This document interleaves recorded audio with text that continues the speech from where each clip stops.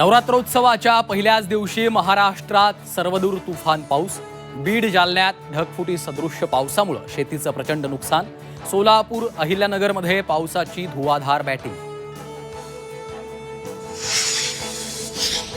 मुसळधार पावसाचा धाराशिव जिल्ह्याला फटका. भूम परांडा तालुक्यात 48 लोक अडकले तर लाख गावात 12 नागरिक अडकल्याची माहिती. एनडीआरएफच्या टीमला बोलवलं. सोलापुरातल्या सीना नदीला पूर. महापुरामुळे शेती पिकांचं मोठं नुकसान. जनजीवनही विस्कळीत.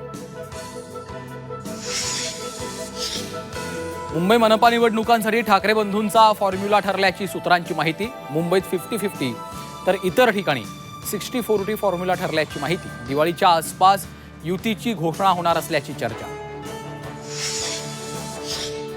शिवसेनेच्या मंत्र्यांवर उपमुख्यमंत्री शिंदे नाराज. सूत्रांची माहिती. अकार्यक्षम मंत्र्यांना खडेबोल सुनावल्याची चर्चा. कामाची पद्धत पक्ष संघटनेतील दुर्लक्षावर बोट. धनंजय मुंडेंच्या विनंतीचा मान ठेवू. मुंडेंच्या मागणीवर अजित पवारांचं सूचक विधान. तर मुंडेंना जनतेची जबाबदारी देऊ नका. अंजली दमानी यांचा इशारा. मनोज जरांगेंनीही ठणकावलं. आता रिकामं ठेवू नका, काहीतरी जबाबदारी द्या. माजी मंत्री धनंजय मुंडेंची पक्षश्रेष्ठींकडे मागणी. तर पक्षानं जबाबदारी देईपर्यंत ओबीसींचं काम करा. मंत्री छगन भुजबळांचा सल्ला.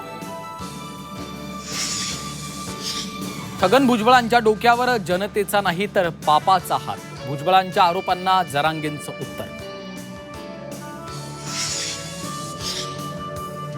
मंत्रालयामध्ये आमदार कक्ष स्थापन करा. आमदार विलास तरेंचं मुख्यमंत्र्यांना पत्र.